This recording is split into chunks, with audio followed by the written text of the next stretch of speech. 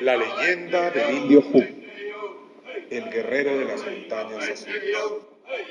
Entrevistas Axel Villalobos. Asesor, licenciado Julián Contreras Álvarez. Tú, Joaquín, traicionero, maldito. Y para ti, capitán gordo, no balazos, no cuchillos, no lanza, no flechas. Para ti, lumbre.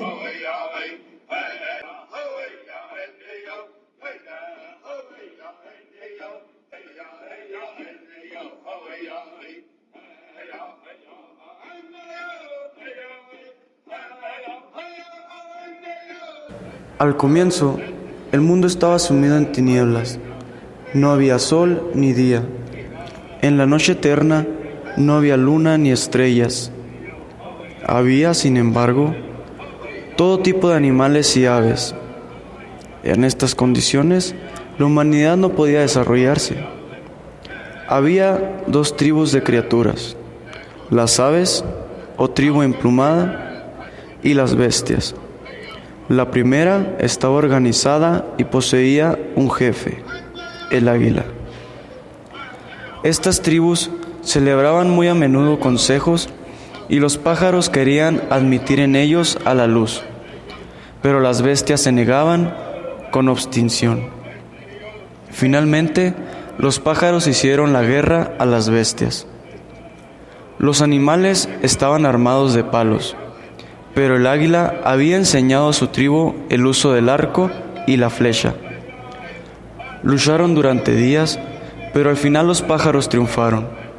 Cuando la guerra se terminó, aunque quedaban todavía algunas bestias maleantes, las aves estuvieron en condiciones de dominar los consejos y la luz fue admitida.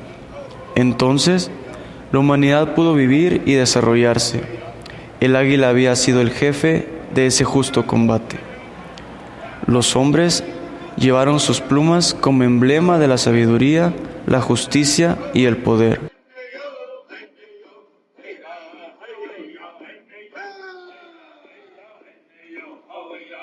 Buenas tardes, hoy nos encontramos en la casa del señor José Alberto Domínguez. Estamos aquí presentes, pues investigando una vez más sobre la huella de esto que es la pachería en la región. Buenas tardes, ¿cómo se encuentra usted? Buenas tardes, bien, gracias a Dios.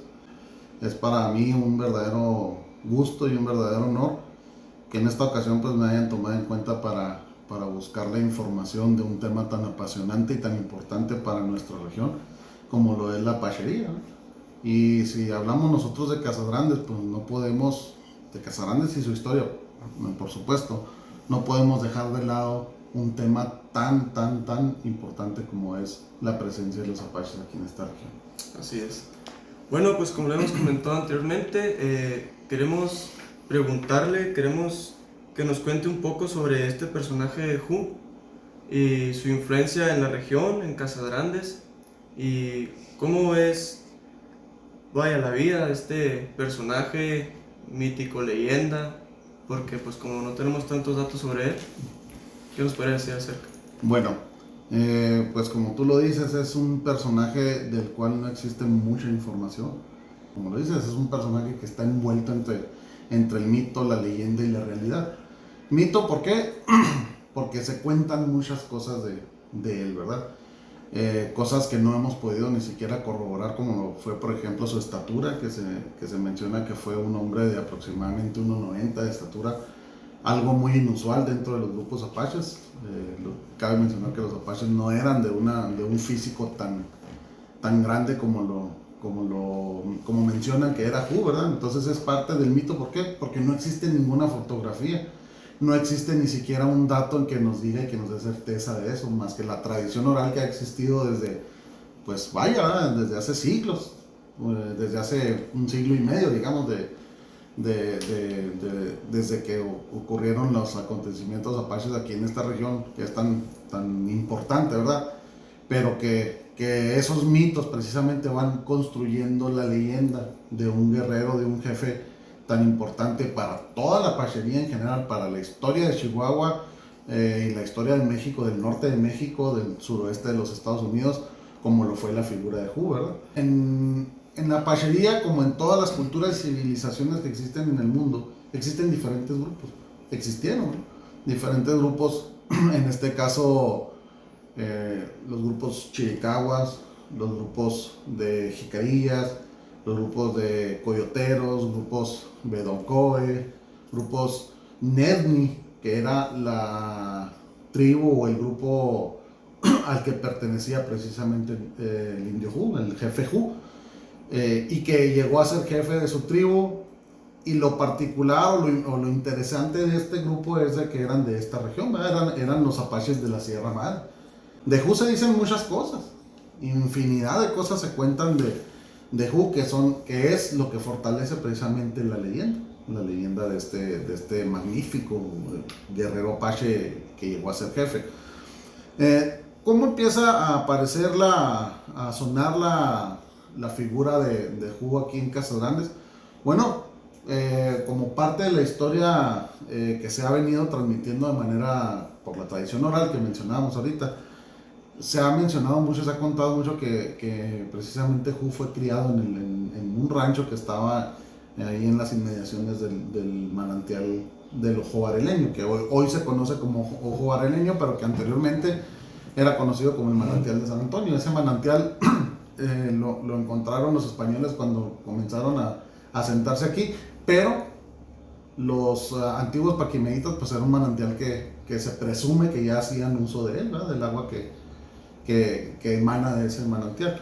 Para darnos más o menos una idea de la antigüedad, ¿verdad?, que tiene ese manantial y de la importancia que ha tenido para nuestra localidad desde los primeros pobladores que fueron los de... Pues Hu nace aproximadamente en 1825 y es chihuahuense, 100%, en la Sierra Madre Occidental.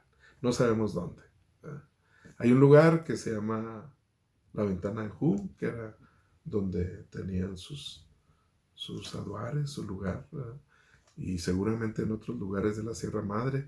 Cuando fui al Cañón del Embudo, que hay unas ruinas de Paquimé, al bajar el parteaguas, un parteaguas que hay, al bajar inmediatamente pude ver una meseta parecida al Corral de los Indios, donde se alcanzan a ver los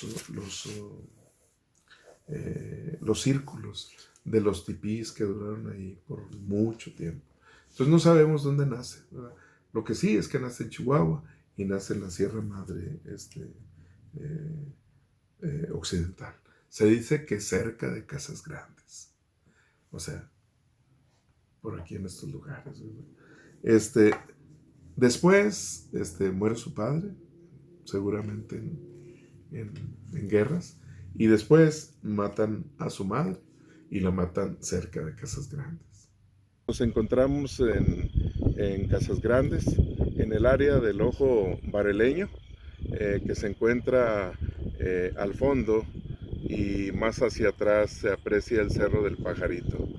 Este lugar perteneció a la familia Varela, que de acuerdo a la tradición oral de la gente de Casas Grandes, dicen que es donde Hu bajó de las montañas siendo un niño después de que mataron a su madre, y al quedar huérfano y huir de los captores, llega a este lugar donde vive la familia Varela, y aquí se refugia. La familia Varela lo recoge, lo acoge en su hogar, lo considera como un hijo más y empieza a criarse con ellos. Se hace muy amigo porque es de acuerdo a la misma edad de José Varela, su coterráneo de aquel tiempo. Crecen juntos, aprende muy bien el español, y en este lugar es donde crece el jefe Apache Hu. Posteriormente, cuando crece, torna nuevamente a las montañas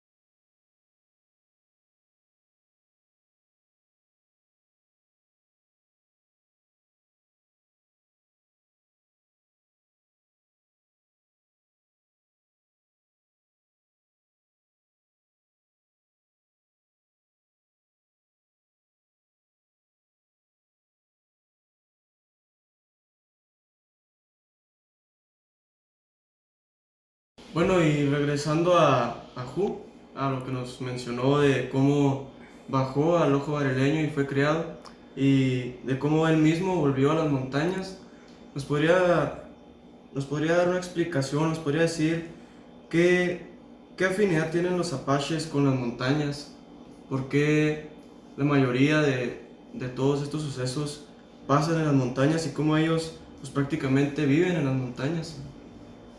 Sí, mira, él fue encontrado, ¿verdad?, cuando era niño, según la tradición oral que ha trascendido hasta nuestros días.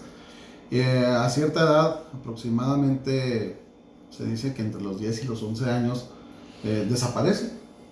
Simplemente desaparece, ya un día ya no está en el rancho, ya no amanece, ya él ya no se encuentra. Quiero imaginar que la familia Varela siempre le contó su origen, nunca le ocultó de dónde provenía, ¿verdad? Entonces quiero yo suponer que esa curiosidad de saber de su gente, de conocer de su pueblo, de volver a ellos, fue lo que hizo que en un momento determinado, ya siendo un niño pues ya grande, ¿verdad?, de 11 años aproximadamente, tomara la determinación y la decisión de regresar con su pueblo. Me haces la pregunta en torno de las montañas. Dentro de la cosmovisión y de la filosofía más pura que existe dentro del pensamiento de los grupos indígenas, en este caso los apaches, ellos tienen una adoración especial por la naturaleza, ¿verdad? Entonces para ellos las montañas significaba,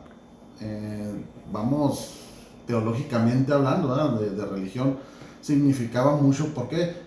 Porque era el sustento principal que ellos tenían de vivir.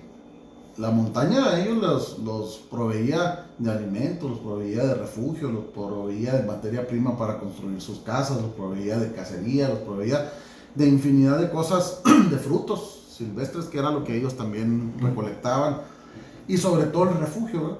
Y por eso las montañas eran tan importantes. Incluso hay ciertas ceremonias, yo tengo conocimiento de que incluso hay hasta alguna ceremonia que llevan a cabo sobre las montañas azules. Entonces, y se refieren las montañas azules a la Sierra Madre de aquí de México, de Chihuahua, ¿verdad?, principalmente entre Chihuahua y Sonora. Ellos fue un área de confluencia apache muy, muy importante. Entonces, en alguna ocasión por ahí leí yo que ellos siguen teniendo una adoración y un culto muy especial a las montañas azules. Entre los pocos seres humanos que aún estaban con vida, se encontraba una mujer, a la cual se le había concedido la suerte de tener muchos hijos, pero todos habían sido devorados por las bestias. Le nació un hijo de la tempestad, y para ocultarlo, clavó un profundo subterráneo, tapó la entrada del subterráneo con una piedra, y sobre ella encendió un fuego. Esto disimulaba el escondrijo del niño y le daba calor. Todos los días, ella apagaba el fuego y bajaba al subterráneo, donde dormía al niño para amamantarlo. Cuando el niño fue un poco más grande, no permanecía todo el tiempo en el subterráneo, porque tenía que correr y jugar. Poco después, el muchacho dijo que quería ir de cacería. Su madre no quería darle su consentimiento. Le habló del dragón, los lobos y las serpientes, pero él dijo: «Mañana iré». Fue entonces cuando la enorme forma del dragón se perfiló, cuando se disponía a comer la carne cocinada. El niño no sintió el menor miedo, pero el dragón tomó la porción de carne del muchacho y se alejó. Luego dijo: «Muchacho, eres hermoso y gordo, y en cuanto haya terminado de comer este venado, te comeré a ti». El muchacho contestó: «No, tú no me comerás ni comerás esa carne tampoco». 4 veces en total, el dragón cogió la carne, y después que el muchacho hubo tomado por 4ª vez la carne, dijo: «Dragón, ¿aceptarías batirte conmigo?». El dragón contestó: «Sí, en la forma que más te guste».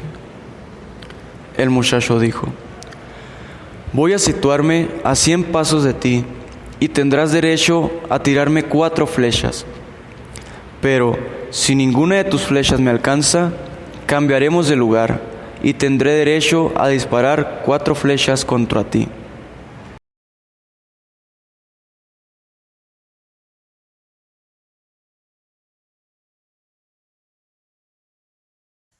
Aquí también es importante mencionar los nombres de los apaches, de los jefes apaches. No es como los conocemos. O sea, no es Victorio, no es Jerónimo, no es, bueno, sí, pero Mangas Coloradas, Bonito, Chihuahua. O sea, esos nombres eran dados por los españoles, por el hombre blanco. Ellos tenían su nombre. Jerónimo era Goyacla. Victorio era Biduyé, eran sus nombres originales en lengua apache, atapascana, ¿verdad? Pero los españoles los bautizaban con ese nombre. Entonces, hay que hacer esa aclaración, ¿verdad? Pero volviendo a Hu, ¿Cuál era su nombre apache de Hu? Era Hu, o sea, cuello largo era tartamudo, ¿verdad? Pero supuestamente en lengua apache era cuello largo, el de Hu, ¿verdad? Entonces, volviendo a Hu, él sí conserva su nombre original, no como Victorio y Jerónimo. De Jerónimo se habla y se dice de que cuando viene, que matan a su familia en Janos, que viene a atacar Arispe, él venía encabritado, venía a todo, a morir si era preciso, y pidió a los jefes, a Mangas Coloradas, a Cochise, a Cuchillo Negro, a todos ellos, cuando hacen la reunión tribal, él pide encabezar la batalla porque él quiere vengar a su familia, y así lo hace. Dicen que andaba como loco, a caballo y a pie, matando gente. Cuando Hu crece un poco, después de llegar de la sierra, se vuelve a la sierra con los suyos, a buscar los suyos, a buscar su grupo, a los Nednis. Y es donde empieza ya esa lucha que ya venía desde Mangas Coloradas, desde Cochise, desde Victorio. Y entonces Hu continúa con esa guerra, ¿verdad? En 1832, a los 17 años, fue nombrado guerrero en Janos. En Janos, en Janos no, en la Hacienda de Ramos. ¿Sí saben dónde está la Hacienda de Ramos, verdad? Enfrente de Graciano Sánchez. Si usted va en Ocasarandes a Janos, cuando llega a Graciano Sánchez, voltea al lado izquierdo y hay 2 cerros. Hay uno alargadito y hay otro aquí en esta parte. Y en medio se ven unos árboles. Ahí es la Hacienda de Ramos. Ahí había unos ojos de agua. Varios, hay todavía, pero ya no fluye el agua igual que en los de San Diego, ya no fluye igual. Ahí llegaban los apaches y ahí acampaban para comercializar en Janos y para comercializar en Casas Grandes. Ahí lo nombran guerrero.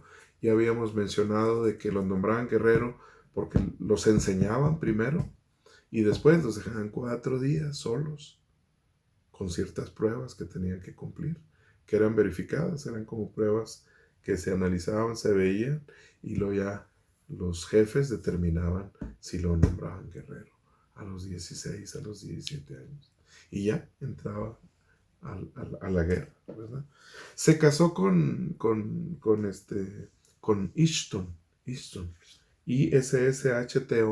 Ishton. Ishton era hermana de Jerónimo, lo cual nos dice que Hu era cuñado de Jerónimo.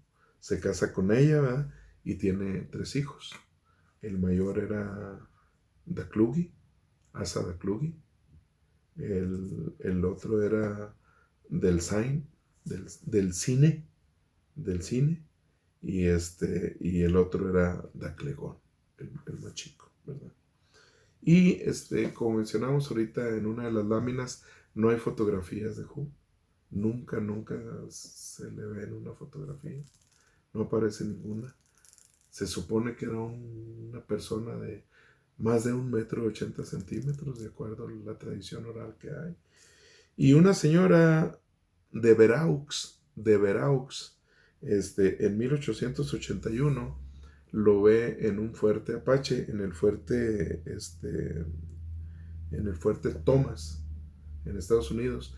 Lo ve ahí por unos 5 minutos y le dicen, él es Hu. Y Hu estaba sentado. Y ella, con esa imagen, tiempo después, se puso a hacer una acuarela. Y es la única que hay, pero pues nada que ver con la figura de Hu. Ya cuando Hu con Jerónimo se unen a Victorio, ya platicamos que estuvieron en Tres Castillos, no con Victorio, pero anduvieron con Ana. Hu y Jerónimo y su hermana Losen anduvieron cerca, vieron las señales de humo que hacían y les contestaron, ¿verdad? Cuando ya se van todos, ellos regresan y ven toda la matazón, y seguramente fueron los que sepultaron los cadáveres ahí en esos lugares. Ahí están enterrados. Ahí están enterrados. Entonces, ya cuando muere Victorio, Hu se encarga de su venganza y ataca a Janos, ataca a Galeana, ataca a Buenaventura. Casas Grandes nunca lo atacó. ¿Por qué razón? Por lo que empezamos comentando ahorita, porque seguramente él tenía un respeto espiritual por Casas Grandes, ¿verdad? Porque vino de las montañas, ahí fue criado, ahí aprendió mucho, aprendió el español, aprendió las costumbres de los blancos, su forma de ser, su forma de vivir, sus valores, y se regresa a la montaña. Entonces, él nunca atacó Casas Grandes. Hu participa en el ataque del arroyo de los Alisos, venía con Jerónimo, con el jefe Chihuahua, y venía con Jerónimo, con el jefe Chihuahua y con Loco. Matan al hijo de Loco, y luego los estadounidenses que se introducen a México con el mentado tratado que mencionamos en el Cerro de las Papas, allá por la carretera Agua Prieta entrando para acá, en el rancho de los Huéricos de don Carlos Borunda. Y luego más adelante están los soldados sonorenses de Carrasco que los atacan ahí, y ahí matan muchos apaches, cerca de 40 y tantos apaches, y mujeres y niños, ¿verdad? Y ahí viene Losen también. Losen nunca se casó, fue la mujer guerrero. Ella agarraba el rifle y el arco y peleaba y montaba como los hombres. Era un guerrero más. Y ella venía, y venía Jerónimo, y venía Hu. Y entonces Hu participa en todas esas escaramuzas, ¿verdad?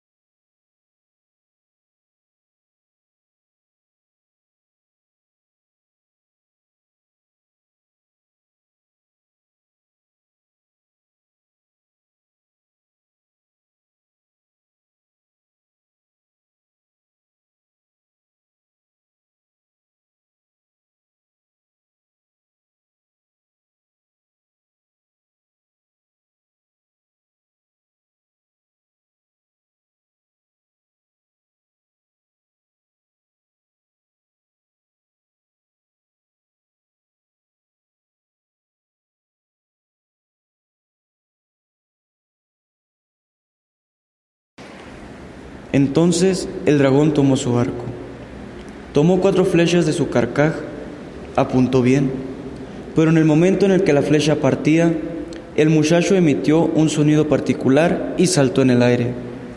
De inmediato, la flecha estalló en 1000 pedazos y se pudo ver al muchacho parado sobre un brillante arco iris, exactamente encima del lugar a donde el dragón había apuntado. Rápidamente el arco iris desapareció y el muchacho volvió a su sitio. 4 veces se repitió este prodigio. Luego el muchacho dijo: «Dragón, toma mi lugar, me toca tirar a mí».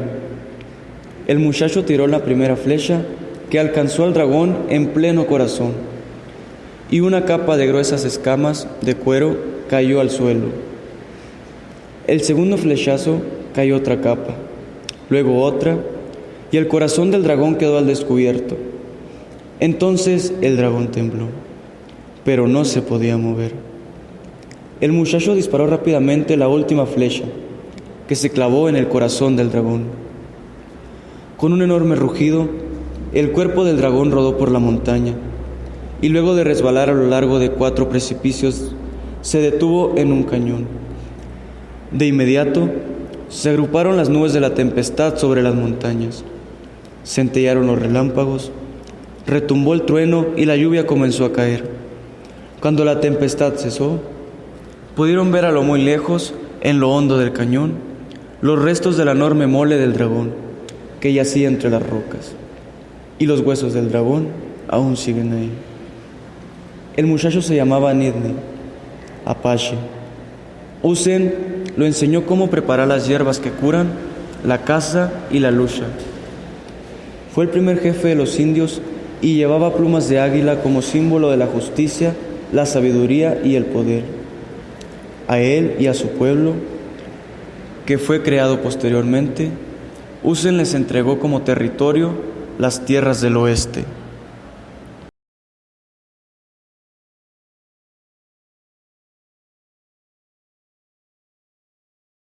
Las huellas de Hu están donde queramos, ahí las vamos a encontrar esa parte de su vida, vamos a encontrar muchos actos de, algunos le dicen barbarie, otros heroísmo, otros combates, y entonces podemos, por ejemplo, encontrar el combate del río Caso Grandes, cuando son llamados los apaches a negociar la paz, ¿cómo se le llama? No, cuando los van a incorporar, a amnistiar, para una amnistía le llaman ahí a Caso Grandes, los acampan en el río Caso Grandes, con lo que es aquello, y entonces les dan totón, los emborrachan y los atacan, y hay una mortandad muy grande. Pero sobrevive el jefe Hu, y entonces ahí existe la leyenda, o no leyenda, de que fue cuando sentencia a Juan Mata Ortiz, que le dice, se supone que al día siguiente del Apache está Joaquín Terrazas y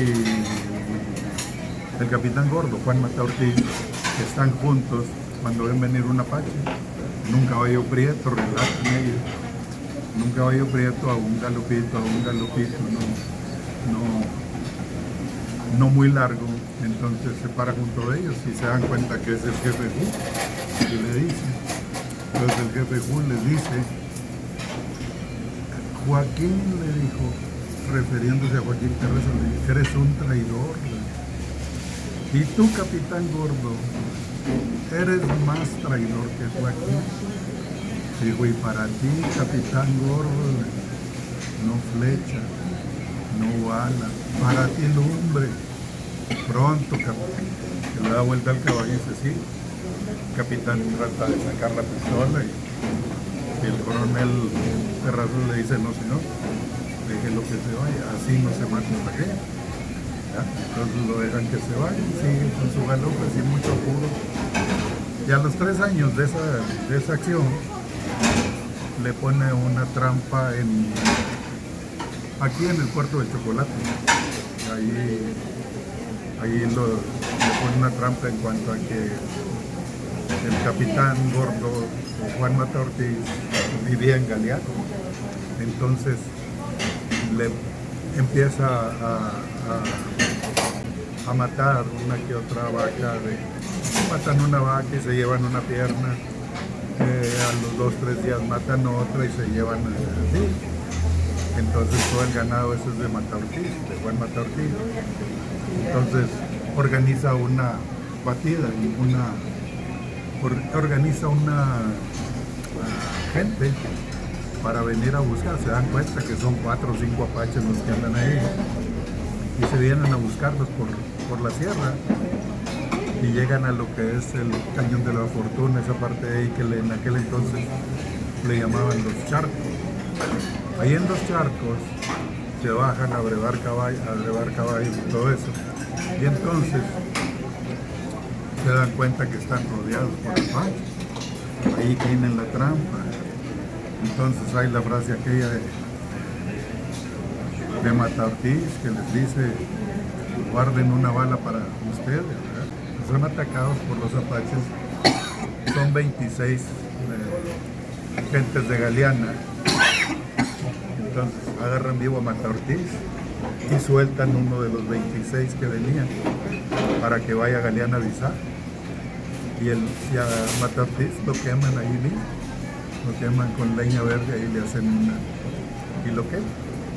Es la venganza de Hu del río Casagrandes, precisamente. Ahí se consuma la venganza. Se habla de que en tiempos pacíficos Hu venía a Casagrandes a comercializar, a hacer trueque. En tiempos pacíficos había rancherías en cada lugar. En Casagrandes había rancherías, en Janos, en aquel de entonces Pearson, en San Diego, todo el río Casagrandes hasta Janos. Había asentamientos de los apaches, estaban en paz, convivían perfectamente bien con las gentes de cada poblado. Pero luego venía el tiempo en que, por no sé qué razones, se levantaban en armas, se pintaban de guerra y se morían en eso, pero sí había la oportunidad. Inclusive el día que Hu muere, va de Pearson, que en aquel entonces no era Mata Ortiz, va de Pearson rumbo a una ranchería. Va de Pearson donde compraron piloncillos, donde cambiaban las cosas por lo que necesitaban. Regularmente compraban piloncillos, café, sotol, entonces van borrachos. Y van rumbo a una ranchería que tienen metido en las montañas acá de este lado. Mata Ortiz, lo que ellos Mata Ortiz, a ese asentamiento que se llama, ahorita no me acuerdo cómo se llama. Entonces van a esa ranchería. Ranchería es el lugar, es el campamento de los apaches. No es una ranchería, lo que ahorita le llamamos ranchería, un conjunto de casas, no, es una ranchería, un campamento de apaches. ¿Qué nos podría contar acerca de la muerte de Hu? Pues eso mismo, que salen de Pearson, a caballo, borrachos, y van rumbo a lo que le llamo,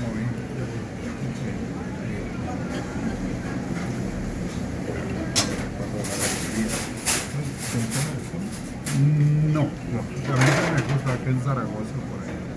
Entonces van rumbo a esa ranchería.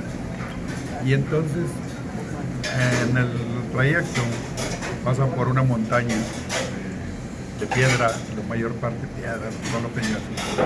Y entonces pues los caballos no eran muy grandes, no eran muy fuertes. Y Hu era un hombre alto, era corpulento.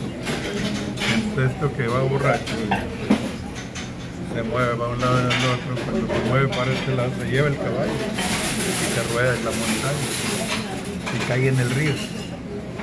Acá hay muerto, lógicamente. En el evento de Juan Mata Ortiz,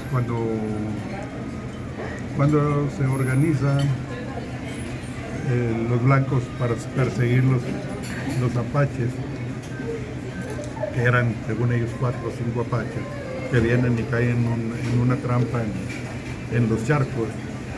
Ahí entre la gente de Juan Mata Ortiz que viene a buscar esos apaches, vienen mi bisabuelo y un hermano de él, un hermano bisabuelo, Román Álvarez y Ramón Álvarez. Allí, en ese combate, ahí los matan a los dos, los apaches, comandados por Hu. Muy interesante.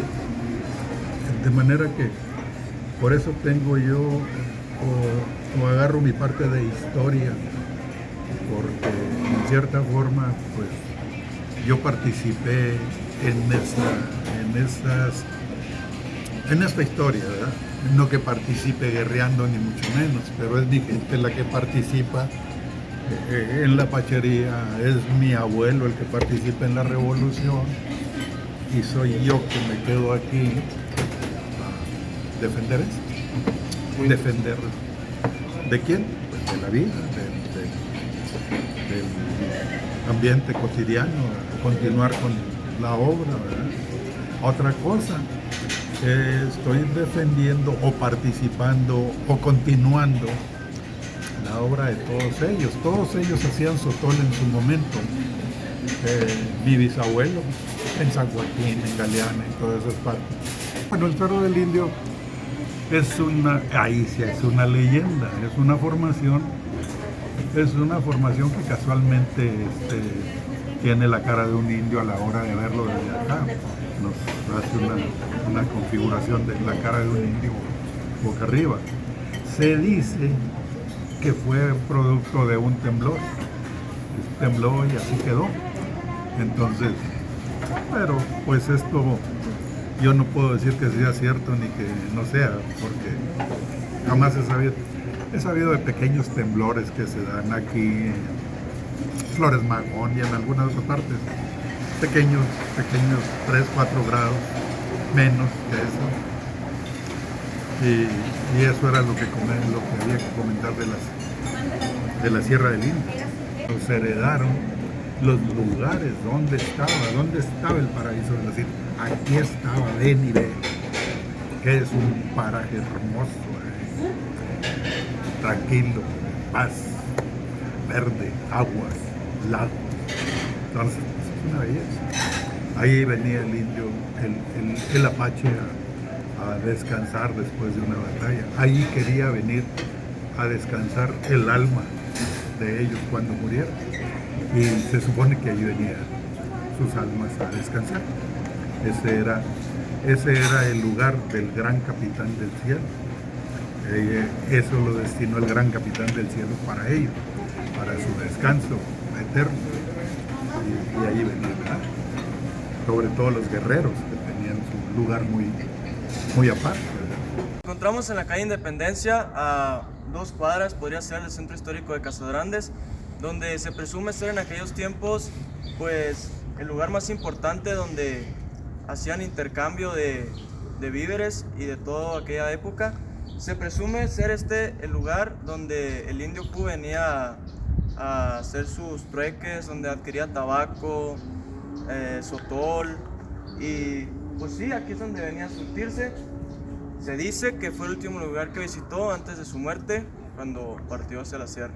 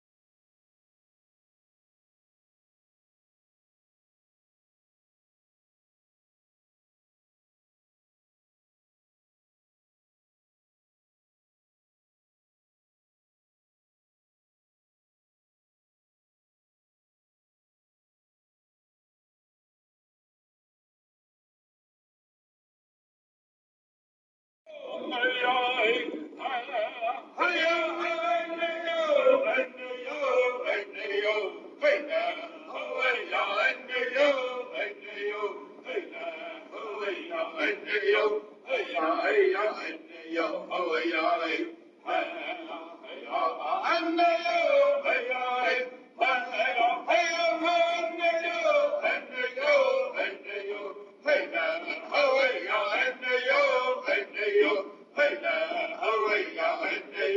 Hey,